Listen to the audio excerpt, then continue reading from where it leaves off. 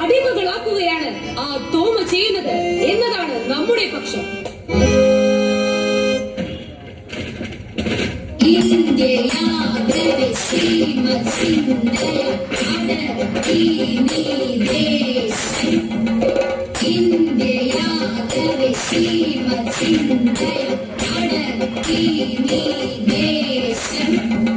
എങ്കിൽ കേൾക്കട്ടെ, തോമാചരിതം മുഴുവൻ കാണട്ടെ.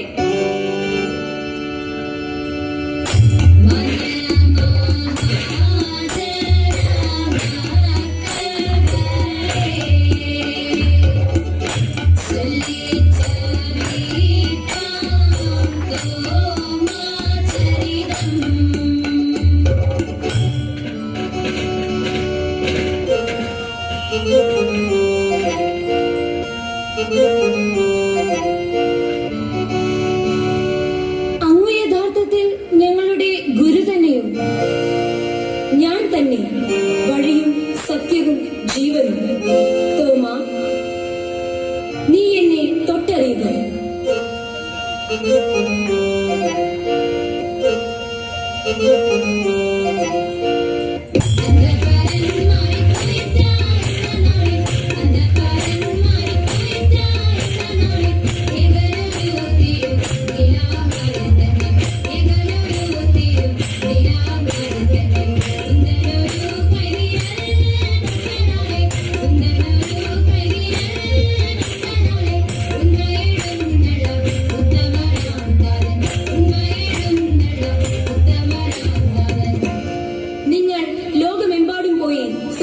പ്രസംഗിക്കുവിൻ.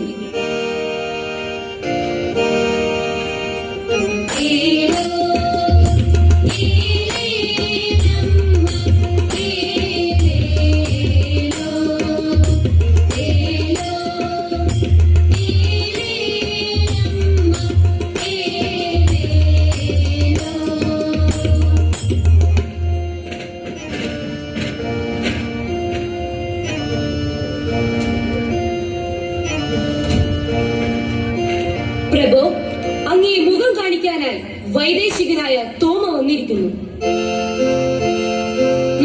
വരാൻ പറയൂ.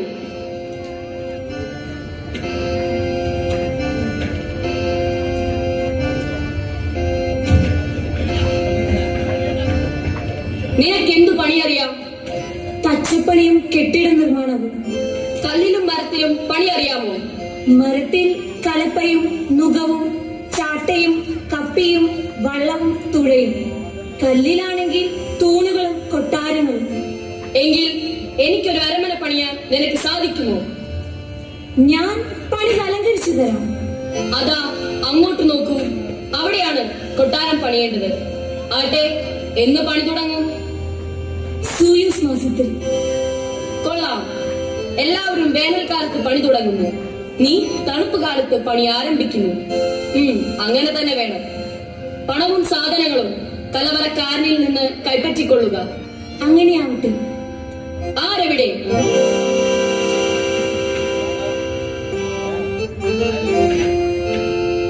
തോമ അവസരായ ആളുകൾക്ക് പണവും സാധനങ്ങളും നൽകുന്നു.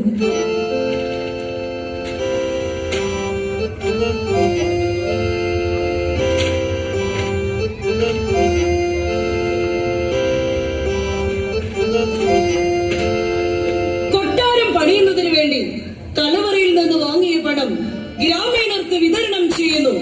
ഇതെന്ത് നീതി? രാജകീയമായ പരിഹാരം ചെയ്യാൻ രാജാവിനറിയാം. ഇപ്പോൾ പാവങ്ങൾക്ക് ആശ്വാസമാണ് വേണ്ടത്. കർത്താവ് അനാഥരെ പോറ്റുന്നു. കർത്താവ് വിധവകൾക്ക് സംരക്ഷണവും പീഡിതർക്ക് ആശ്വാസവും അഭയവുമാണ്.